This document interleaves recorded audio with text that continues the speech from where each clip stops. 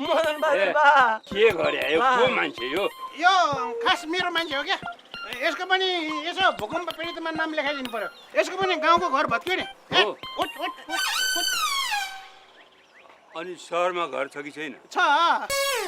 यिन छलाई छैनलाई छ छैन भन्नु मैले सिकाउने दुई ठाउँमा घर हुनेले अनुदान लिन पाइँदैन एउटा घर भत्के अर्को घर छँदै छैन बस्नलाई त्यसले ढाँटेर अनुदान दिनु भनेको अपराध हो जसले ढाँटेर अनुदान लिन्छ त्यो सबै फिर्ता गर्नुपर्छ जसले फिर्ता गर्दैन सरकारले असुल उपर गर्छ त्यस्तो नजाने काम गर्नुहुन्छ अनि आफैले सिकाएको होइन अनुदान आएपछि आधी आधी बाँड्नुपर्छ भनेर ए त नजाने कुरा नगर जा